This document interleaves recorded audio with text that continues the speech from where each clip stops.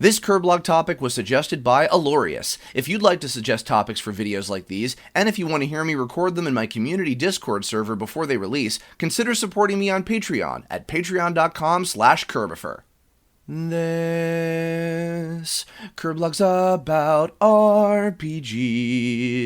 Come on a journey with me. Before you go have to pee, you stinky. This question was very well timed. Alorius asked, I'm curious about what your experiences are with role-playing games, and what is your ideal RPG experience? Can be strategy RPGs, JRPGs, etc. This is well timed because maybe some of you may or may not know this, but kind of on a whim, since Final Fantasy VII Rebirth came out just a little while ago, at the time that I'm recording this, and I had the esteemed honor of getting to do some background voice work for Final Fantasy VII Remake, the first installment of that project, back in 2019, I think was when I recorded for it, and came out in 2020. So I've been watching a playthrough of Final Fantasy VII Remake because I had never actually experienced the story of 7 in my whole life. I had known about the game, and I'd known all of the characters, and I'd known some basic things and some plot twists. I mean, basically every person on planet Earth knows, the death of a certain character, although I say that I'm still, being ambiguous about that.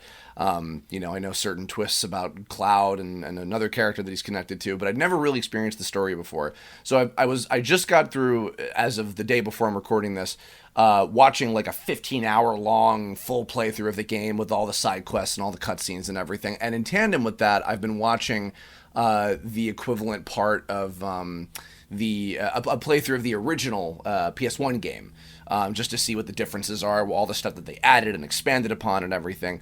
And so I thought asking about my experiences with RPGs in general. That's a perfect thing to want to talk about, because I actually have quite a bit to say about the kind of widespread umbrella of that genre, as it were, because I've had a lot of different experiences and I have a lot of different opinions about what could be considered an RPG. So I'll start with just a little bit of story time. And I may have told this story before on other things relating to, of course, my favorite game of all time. But so I had never heard the term role-playing game or RPG until, and probably this will come as no surprise to anybody, but until Super Mario RPG Legend of the Seven Stars. At the time, all I knew was it was a sort of top-down, semi-3D style Mario game, and I was, already a huge Mario fan for, quite a few years by that time. So, and I think I must have asked somebody at school, what's an RPG? I was in elementary school at the time. I must have asked something, like that to somebody at the time, and just go, oh, okay, it's a role-playing game. Interesting. And I'll never ever forget. I was in maybe like a Babbage's or like a Radio City or some kind of like tech store that I was in. Some place that had, maybe in a mall, that would have like kiosks of games to play. This is long before GameStop. This maybe it was like an electronics boutique or a Sam Goody or something like that. I have no idea. But I saw on the screen they had a playable build of Mario RPG. I thought, I guess probably the game was out by that time, and they just had it like playable up there.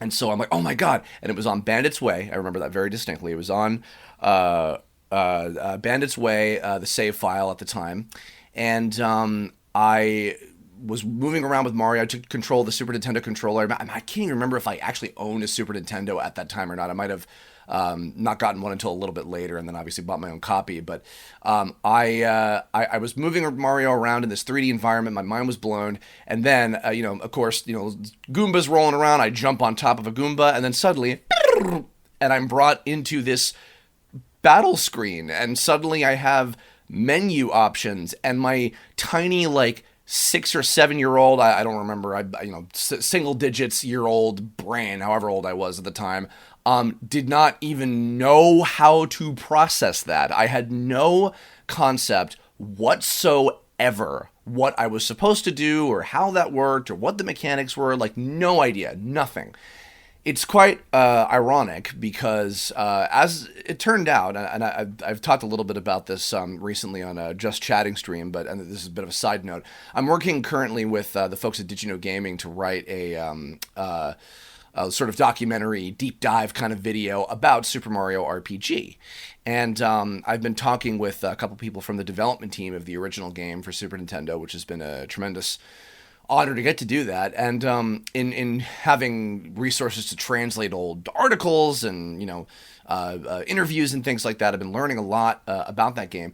And it turns out last year when Mr. Jiro Mifune, who's one of he was a VFX artist on the game, and he also was assisting a lot in the development of the story in the early days of that game. He had mentioned, or not he had mentioned, but he had shown a picture of one of the design documents for Mario RPG way back at the beginning.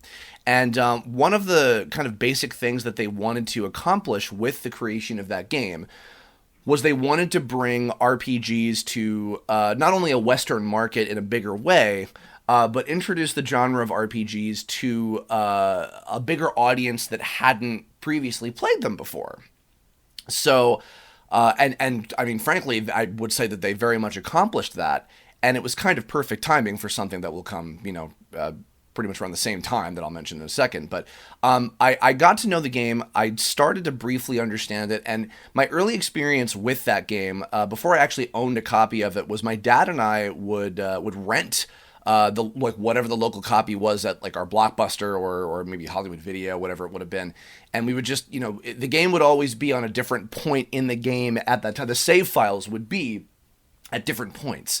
So, my still not really understanding how to play the game or knowing what the hell I was supposed to be doing or anything like that, I would just kind of explore around and just see whatever was happening and not really know what I was doing exactly. And there would always be points in the game where I would get kind of stuck because I was just so bad. I didn't know I needed to be leveling up. I didn't know, that there were other things I could have been doing to make the attacks more powerful with the timed hits and everything. I just didn't comprehend this genre at all. And but thankfully, once I kind of got the handle on it, it was perfect timing, especially for Nintendo. Obviously the first Final Fantasy, and Final Fantasy 2 and eventually 3, which were of course 4 and 6, but those, that's how they were released in the US. RPGs were beginning to, become a lot more popular over time. But I remember for me in particular, and it's funny because it was I think just after Final Fantasy VII had come out on PlayStation 1, but Pokemon hit the scene. And my God, it was a good thing that I had been prepped to understand the concept of turn-based RPGs, leading up to that, because I wonder if I would have been as big of a Pokemon freak as I was had I not played Mario RPG before that. I probably would have. I have to imagine so.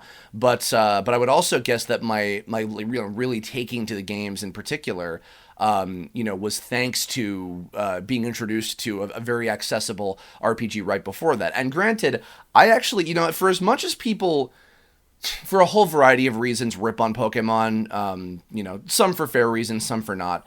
I gotta say, I think that Pokemon, still to this day, even after a time where, especially during a time, however many years ago, where turn-based games were really kind of falling out of style, and they were not as common. I mean, even the fact that like Final Fantasy, for years at that point they weren't doing turn-based style games as the main numbered series, and I'll get back to that.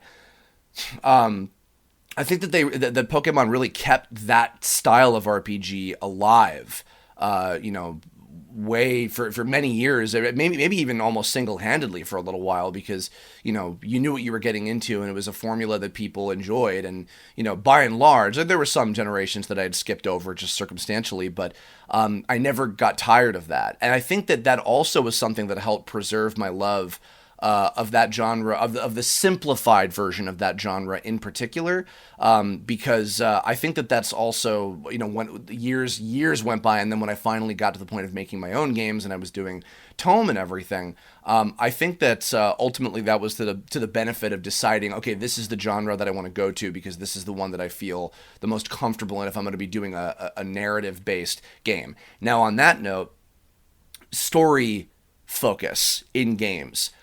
I think because I have always been, I realize that I'm a filmmaker and a storyteller first. In terms of the types of things that I do, professionally, like and even hobby wise or whatever, creatively, there's sort of a priority of what I go to. There is,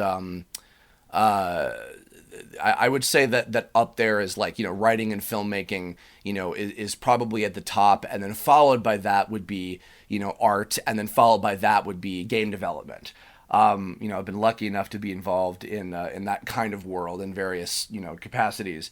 But yeah, I think that when I was developing my own games and I look back on, the types of games that I enjoyed the most, and I realized that my priority was, for better or worse, because there's some argument to make about, whether or not this is a good thing. It was about what is the story experience that I'm getting out of this?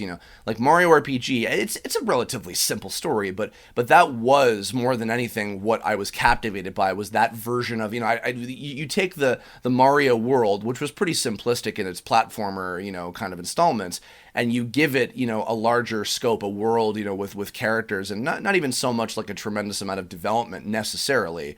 It's pretty simple in terms of that too. But there was enough of that was, that was where I was kind of going creatively. That was, really, I guess, kind of turning my crank as an artist and what I wanted to pursue. It was that in particular was, how story was affecting me in the games that I was playing. And I was finding that as I continued to play, a lot of the games that I enjoyed, there were some that were just as basic as, okay, I just enjoy the feel of going through this platformer, or whatever, playing this fighting game because it's fun. But the really deepest amount of enjoyment that I was finding was specifically through story-based stuff.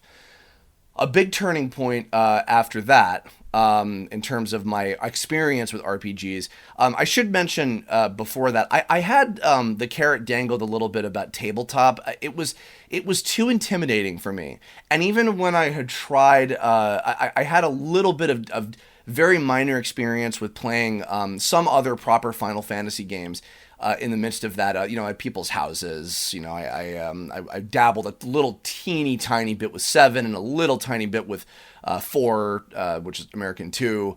I think I had like a disc of maybe 5 and 6 on the PS1. And 5 is brutally difficult, and 6 I just didn't know what I was doing. I really would love to play 6 someday. Again, if I can play games again. And which, it's funny, actually, I would even say that turn-based is pretty accessible because for the most part, it's just, navigating through menus. Really, that's the gameplay, is just navigating through the menus to, perform and do your commands, unless you're doing something that's more, action-oriented, like in a turn-based sensibility. Like I'm hoping that I'll be able to play the Thousand Year Door remake in a couple months from now, but that's going to depend on the condition of my hands, sad to say. But yeah, what changed, because it was the just the sense of number crunching and inventory management and points and stuff like that. It was the technical side of RPGs that was, I guess, kind of intimidating to me, and also just a little bit of a turnoff for me. That sense of stuff in Mario was pretty simple. Although it's funny, this goes to show you, I didn't understand how that worked so much that literally in my first several playthroughs of that game as a kid, whenever I would get a level up, all I cared about was boosting my HP level. So I would always choose the mushroom as my bonus every time I leveled up, not understanding that I would get an HP boost no matter what every time I leveled up anyway, and that I should have been boosting my other stats, and maybe I would have had a little bit of an easier time getting through the game at that time, and also spending time actually grinding a little bit, because you can, float through that game at a relatively quick pace, if even without, grinding so much or whatever. But yeah, I did all HP for the first couple playthroughs of that game because I just didn't fathom the idea of, like physical attack and special attack and, or magic attack, physical and special and magic, defense, speed, it was just kind of whatever. Pokemon kind of opened up my mind a little bit more to how that stuff worked mechanically, but even then, it was always just whatever. I didn't care about that side of things. This is probably also why I never really got into like the tournament scene, the competitive scene of Pokemon, which I think is a really fascinating thing in the world of that game in particular, but it just wasn't something because that part of it. That's why even when I got to developing the Tome game, thank God I had in my main team Scott Gowan, who was very, very much the technical guy, the designer side of being able. He was the person that balanced the stats of every playable character. All of you guys out there who donated for characters that were fightable enemies, you have Scott to thank for actually balancing the statistics of what they could do, in each stage and how they were kind of dispersed around the different levels and everything, so that the difficulty of them was not spiking too crazy or whatever. So that aspect always kind of like got me pushed away from doing more traditional kind of turn-based RPGs in that sense. And, all the while I was not kind of realizing that, RPGs were changing and becoming kind of almost like this grand sort of like genre definition to games where, like any kind of game, can shooting game, first person shooter games and platformers can have RPG elements built into them because, the idea of like boosting your stats and, carrying an inventory of items and customizing your character, abilities, like those are all basically RPG elements. And it feels more than ever like basically almost every genre has some kind of RPG fusion element, put into it at this point, because I think that, I'll actually say this here and now, I think that to a certain extent, RPGs are the ultimate genre of video game. And something in particular, I'll save this bigger point for something else, but just to finish up something quick about Final Fantasy. I had always had my eye on the other ones, from afar. I remember when 10 was new, when the PlayStation 2 came out, and seeing like, oh, they're adding like voice acting and cinematics and stuff now. Okay. I had a friend in school that was really big into 11. That played that quite extensively. I have some friends that are still. I think they're still big into 14 now, years later. I was like interested in maybe picking up 12, which I think came out when I was in high school at the time, if I'm not mistaken. But ended up not picking it up. I always loved the character designs. In fact, TTA fans might even notice Ruri, which was the earliest version of Kizuna, and then Tiger Lily, the cat girl. Was her outfit, I believe, was based on the player character, I think the human player character from 11, I think, if I'm not mistaken. And then Fran, the bunny girl, I think they're called the Vieras or Viennas, I forget, from 12. I'm sure that race is probably from other past Final Fantasy games as well, for all I know. But she inspired the design of Dust Bunny as well, the tan skin and white hair and the bunny kind of motif. I thought that was a really appealing, cool kind of design.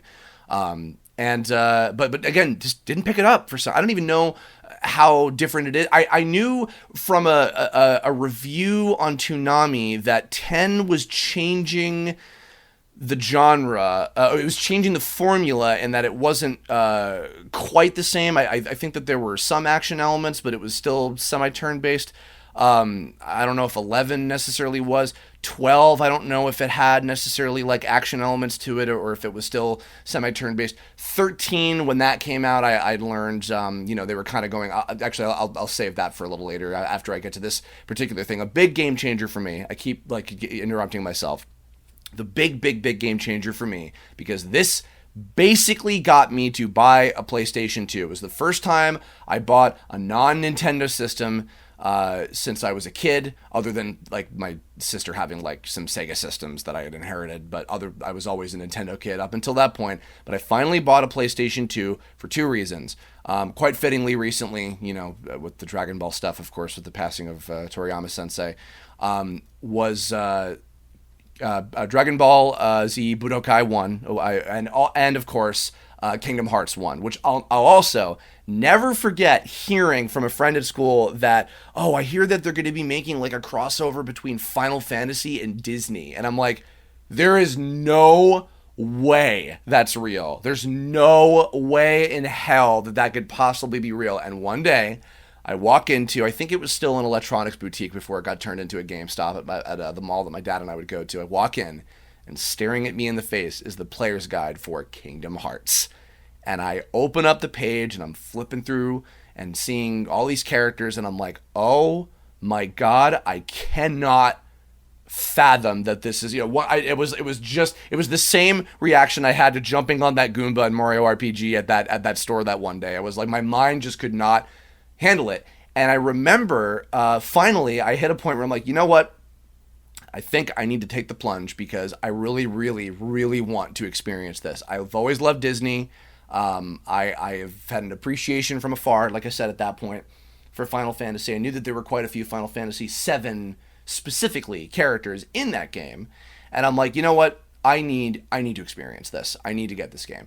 So my dad and I picked up a PS2. He got a bunch of games for himself. Actually, he wanted to play GTA Vice City at the time and Gran Turismo. So it goes to show what data first tastes were. And I went through Kingdom Hearts, and I was changed from that point. And there was something about the idea of an action, and prior to this, I mean, it's funny because I don't even think of Zelda in that sense as an RPG, even though that's what it is. And actually, okay, this is important to mention. I grew up not really liking the NES Zelda. I actually, this is blasphemous to admit, and people would absolutely lynch me. I traded, but I'm sure I've told this story before too. I traded my NES copy of the original Legend of Zelda to the babysitter whose house I was over when I invented the name Kerbifer as my AOL Instant Messenger screen name at 12. I traded it for a copy of Mega Man 2 on NES because I was a bigger Mega Man fan than I was a Zelda fan. Zelda, I was too stupid to play it. I didn't know what I was doing. I was terrible. I would die every 2 seconds. I didn't know where to go. It was just not my thing. And it wasn't until Ocarina of Time that I finally properly played a Zelda game. And I know that there's a lot of debate about, that changed the genre. It's so much more linear and whatever. But I really enjoyed it. And the funny thing was, because to me, it's funny, it's not a platformer really, because you can't jump in that game, But to me, it just was like, oh, it's another Nintendo. It was an adventure game, in that sense. It wasn't, to me, RPG was specifically, it's a turn-based game. But I think that it was action RPG. That term, I feel like I didn't fathom until Kingdom Hearts 1. And I realized, okay, yeah, this has like the elements of like you're leveling up and you're getting new skills and you can equip your guy with, different weapons and armor and items and that kind of thing. But it wasn't, Kingdom Hearts was the first game that kind of opened my mind up to that as a genre. I had missed out on so many other classics that I know now I would have loved. I would have adored Secret of Mana. I would have adored Chrono Trigger. It was not until probably, I think, after I finished college that I finally played Chrono Trigger, the DS version, which is a fantastic port and has lots of cool extra stuff on it as well. But same thing, because I'd always known, oh, this is artwork by the creator of Dragon Ball Z. I can tell from the character designs, and it's very easy to see that Alpha's design from Tome was very heavily influenced by Chrono's design. From even back then, I had always seen that character and always kind of knew that was the deal and everything. So, and it's funny, there was a time, I think like maybe a month or two ago, I was just like relaxing in bed, and I was looking at these big compilation videos that had commercials for Japanese commercials for video games from older systems, for PS1, for Super Nintendo, for Nintendo 64, and my God, there were so many RPGs, mostly turn-based is what it seems like, but just so many RPGs I'd never seen in my life, that I never played, that I never knew of, that I'd never seen before, that were on just SNES and PS1, like by itself. And a few on an N64 as well, but mostly Super Nintendo and PlayStation 1. Like, my God, there were some that I knew, I knew about, like like Romancing Saga, and Seiken Densetsu, which I learned later was the Mana series. Obviously Fire Emblem, Breath of Fire, all these different ones, but and other ones I couldn't even tell you the names of that I've forgotten. But all these commercials, and seeing these like beautiful graphics, and character designs and things, and I'm like, wow, like if I had known about these games, or if it wasn't that technical side that kind of didn't draw, I want to say pushed me away, but didn't draw me in, I feel like there would have been a whole world of games like that I would have been absolutely blown away by, truly. But Kingdom Hearts was a big change, and there was something about the idea of, you're on an adventure, you can actually move around. Oh, you know what? Actually, this is something. Around that same time, and Let's Go Pikachu and Eevee kind of fulfilled my want of having like a proper 3D remake console version of Pokemon Red and Blue, or Gen 1 rather. But as a kid, I had always dreamed of the idea of, what if there was a Pokemon game where when you go around, you actually can throw the Pokeball out. And I know that you're going to think, oh, Arceus is like that, Legends is like that. No. I'm talking, you throw the Pokeball out and you can actually control the Pokemon in real time. You can actually move them around and perform the different abilities. The DLC for, what's it called? For the Indigo Disc in Pokemon Scarlet and Violet has a thing where you can go around and you can like control your Pokemon and move them around and attack Pokemon just in overworld fights, like little basic ones like that, but not like, okay, you press this button to perform this move, or you use this button combination with the control stick to perform this attack or whatever. Not like that sort of thing. And I always wanted a Pokemon game that was like that. And I think that now that I'm kind of dissecting this, Kingdom Hearts, in a certain sense, was fulfilling that itch without my realizing it, because I'm in an RPG situation, I'm able to move around these cool environments, like what I'd experienced in the turn-based 2D stuff that I was going through, but I can actually attack and move around and everything, but it felt different. There was something different about it that didn't read to me like, oh, it's the same as like a Zelda type of game, or like Star Fox Adventures, like like an action adventure kind of game. There was something just distinctly different about the way that it was executed that was really like getting to me, and then I became like just hyper fixated on Kingdom Hearts at that time. And Kingdom Hearts I'm still a big fan of, even though that I feel a little bit differently about it as I've gotten older, about some of the weird stuff with it, but overall I still really enjoy it and really love it. And as I went through life and I continued to play those games over time, that was certainly a genre that I fantasized about getting to do something with, was a 3D action RPG. Certainly there were concepts that I had over the years that, it would be so cool to get to do a game in that style. And now more than ever, it's humanly possible to do such a thing as that. Because we have so many tools at our disposal for indie developers that now it's not, certainly it's a much more difficult type of game to be able to do. I'm not going to lie at all. But it is certainly something that is more doable now than ever comparatively. And I don't know. My future in creating, continuing to create games is very up in the air, because I'm very more focused on, obviously I want to do this movie, I want to do Balancing Act, and I want to get back to doing, animation, filmmaking stuff. But I still very much would be open to the idea of doing games again. And that is a genre that I would love to get into for a particular reason. But kind of continuing forward a little bit, I had noticed, it's funny how also, the lineage of how these games were kind of influencing each other, because obviously, Mario RPG, I think, kind of did, even if it wasn't Pokemon levels of successful, but it was certainly successful, and I think it did open the minds of some people that weren't previously into RPGs like I was. And then Pokemon did that in spades. And Pokemon opened, the door a lot for turn-based games. But then, meanwhile, like Zelda, for example, changed the scape, it changed the scope, the landscape. There we go. I can speak English occasionally. Of 3D action adventure games, and just the idea of trying to make you feel like you're really in like this giant, big, sprawling kind of almost film-like story. Like blending that sort of stuff together. I think all kind of stem from that, and also other elements, because I mean like. Like this kind of subtractive design, and sort of, I could see how Ocarina of Time influences the likes of, say, Shadow of the Colossus as well, that sort of thing. And but then meanwhile, these other genres, I mean, because to see then later Final Fantasy, going back to that, the fact that it turned more into an action genre, because then 13, I mean, I know people are like, oh, Final Hallway 13 or whatever, became a lot more linear in that sense, but it was more of an action game, to my understanding. I don't know if there's turn-based stuff in that game.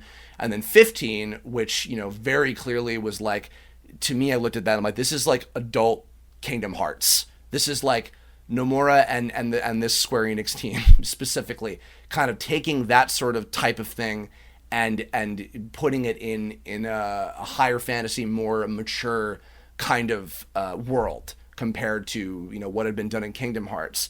And 15, same thing. I had thought about. I actually tried kind of prepping myself to get into 15 a little bit. I remember watching the anime for a little bit. I wanted to check out the movie at some point, because I had seen Advent Children without having played 7 and still just kind of enjoyed it for what it was. I don't know what the hell, really was. I still to this day don't entirely know what the hell was going on in that story. But maybe now that I've had, when I go through the whole story of 7, I'll actually know what the hell is going on in it if I'm lucky. But and then even now seeing 16, where I see it's much more action oriented as well, and then to see Square do other stuff like Octopath Traveler and Bravely Default, where like they were like, okay, this is more, we went in this kind of mainstream direction of now, because to me it seemed like that genre, that action RPG where you can actually control the character and move around and do your moves, and then the RPG elements are kind of the ancillary stuff around that was becoming a lot more mainstream. And it seemed like the turn-based stuff, the menu-based kind of technical side, was not going the way of the dinosaur, but it was just not, they were shifting it a lot. And so they had these alternative games that were filling that genre for the people that wanted that kind of thing. And then meanwhile, again, Pokemon was continuing to just still do that way of that type of gameplay for it, and it never really went out of style, to be honest. So they continued on with this, and all the while I was trying to, it was so funny, and it was so ironic, because then even by the time that I broke into doing voiceover professionally and I started doing video games, I mean, for Christ's sake, I did try playing Tales of Symphonia on the GameCube many years ago. And I did enjoy it. I did really like it. And it was also fascinating to me that it was, okay, it's an RPG and you have the random battles and stuff, but the fact that you're controlling your guys and you have almost this like Smash Brothers-ish kind of control scheme, because it was in like I believe it was in a 2D plane, or like sort of semi 2D plane. I wonder what I would think of Symphonia if I played it now. Actually, I should really give that a shot. I don't know how much people would be interested to see me play a game like that. But and then, funnily enough, even by the time that I got to work on games like Tales of Zestiria and Octopath Traveler and Disgaea 5, which were early on in my years of living out in LA. And I was like, oh, these games look amazing and they're so cool and the stories are fantastic and the characters are really cool. And seeing what they were kind of doing with some of the stuff mechanically, with Zestiria, where you could like fuse with your party members to become like these elemental kind of lords, and Octopath, where you could like kind of change the story path with these different party member characters, and they all have their own kind of thing that they're doing and their own kind of end goals that it all sort of like intersect with each other and all that kind of thing. and Disgaea, which I always love that isometric kind of diagonal sort of look. Same thing. I always admired that from about Final Fantasy Tactics from afar, even though I was never into real time strategy games and things. But yeah, just there was for some reason it became this thing where I'm like, you know what? I just don't want to dedicate the time to playing these games.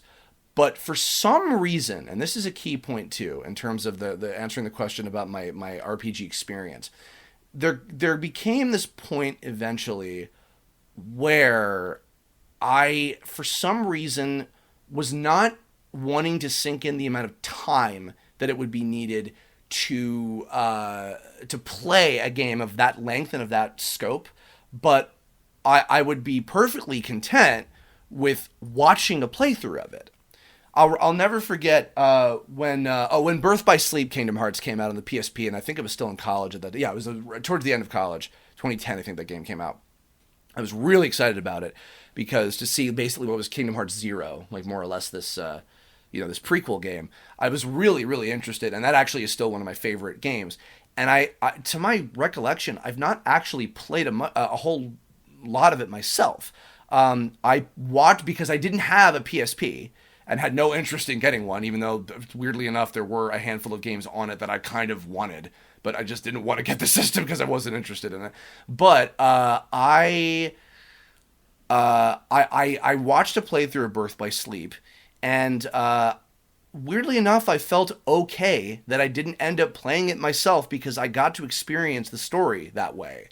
And it wasn't until many years later when they did the 1.5 and 2.5 remix collections for Kingdom Hearts that I think I played through a bit of it. I don't think all of it. I think I might have watched some of it with the others or something. I can't remember.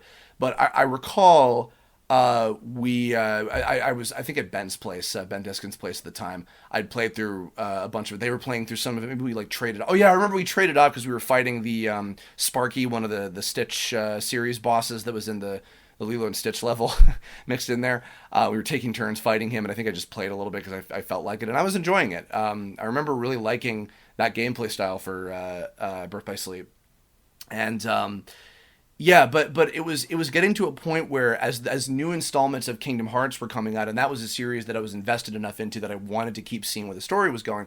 But it felt like after a while, half the games were I was watching playthroughs of them and not actually experiencing them myself. At that time, I had only played Kingdom Hearts 1, Chain of Memories on GBA, and Kingdom Hearts 2. I watched 358 Days, Birth by Sleep, Dream Drop Distance, and then it wasn't until years later, again, I played a bit of Birth by Sleep. I played Dream Drop Distance, the HD console version on the 2.8 fragmentary passage thing that came out at the time.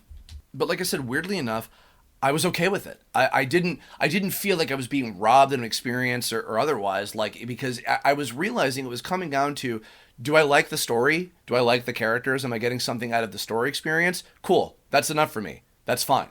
And because even those same games that I worked on, that I voiced major characters in, I just watched playthroughs of Zestiria and Disgaea 5 and Octopath Traveler. I think I might have even only watched Therion's playthrough at the time.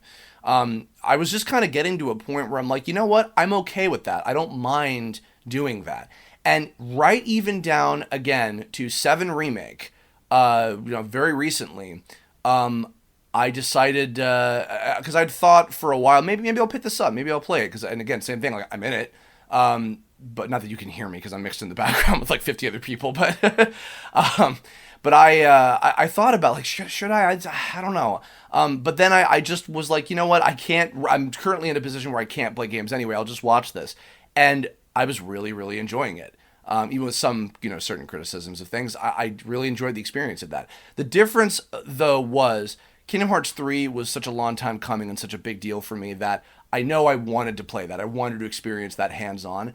And I love it. I'm not going to get in that whole rant because I'm sure I probably did Kirblogs about it at the time that I was playing it and just kind of sharing my thoughts and feelings as I was kind of going through it. But I really love that game, and I actually think it's possibly the best Kingdom Hearts game, period, personally. And I might even replay a couple of those with the others at some point, with the folks in my Discord group at some point. Not the Patreon Discord. Sorry, guys, but my friend group, like my personal friend group, I might play through them again because some of them haven't actually experienced some of those games.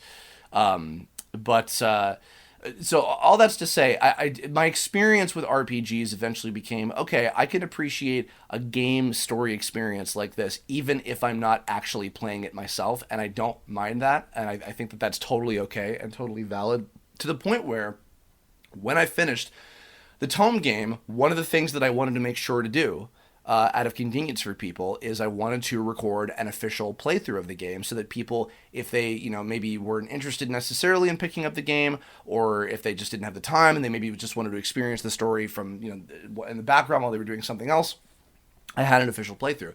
And actually, even Zeno, I remember specifically telling me that, because he voices Raccoon in the game. He was telling me, like, because he's a very, very busy guy, but he wanted to see how the story turned out. So he was watching my official playthrough of the game, that I had put up, I think, shortly after the game had released. And that turned out to be kind of cool. That, like, oh, wow, even like the people that worked on it, that was convenient for them to be able to experience it that way, which was very nice. So there was that.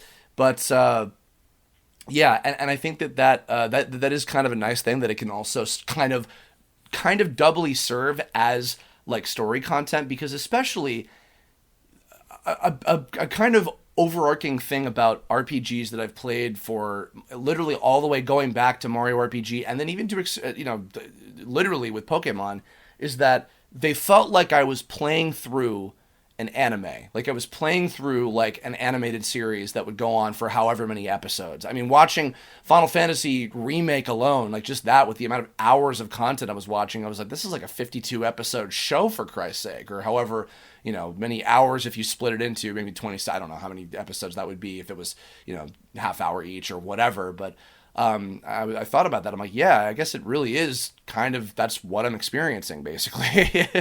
And I think that there's something deeper than that, and I realized this was the other kind of big thing that hit me about when I was playing through Kingdom Hearts, and what kind of changed my thoughts about the action RPG genre.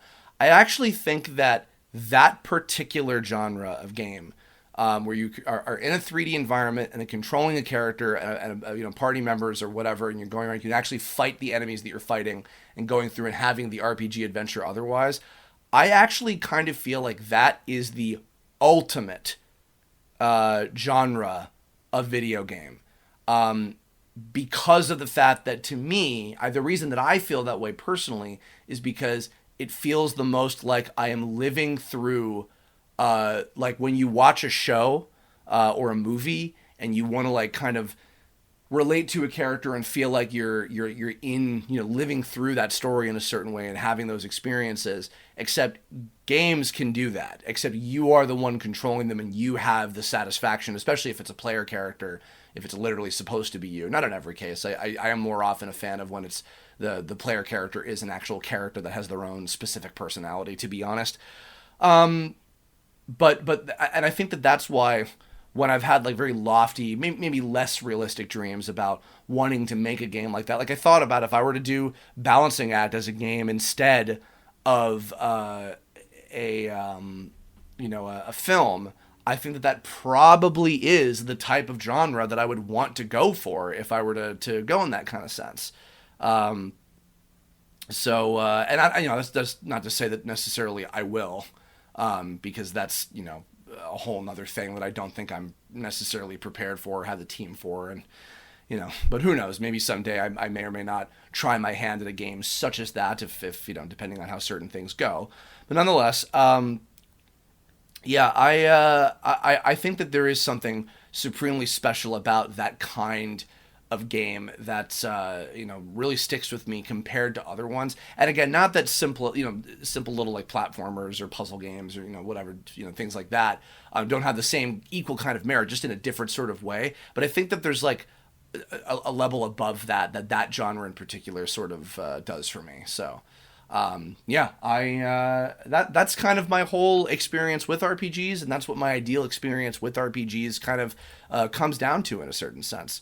So yeah, that's kind of all I got about that. But I'm curious about all y'all's thoughts on this stuff. What are RPGs that you enjoy? What are the specific kind of like subgenres within genres of what makes a role playing game that you really personally enjoy? Any of the ones that I mentioned in particular, ones that I didn't mention, ones that you think that based on what I talked about that I would really enjoy had I given them a shot, that maybe I should give a shot, maybe I could play at some point down the line. Let me know. I would love to know, and appreciate all your all time. I'm going to continue to try to keep doing just chatting streams kind of in tandem with the monthly Kirblog topics and hopefully some interviews of people and stuff mixed in as well if I'm so lucky. But yeah, so thank you guys so much for listening. And as always, again, if you want to recommend Kirblog topics like this in the future, please consider subscribing to my Patreon, patreon.com/Kerbifer. Thanks again to Alorius, and currently in the Discord chat listening live, we have Leporde, Tommy Walden, and Vial Araragi, who have been listening in. Thanks, you guys. Hope you enjoyed it. And everybody else, I will see you all on the next one. Thank you so much. Take care. Have a lovely rest of your weekend. Bye-bye.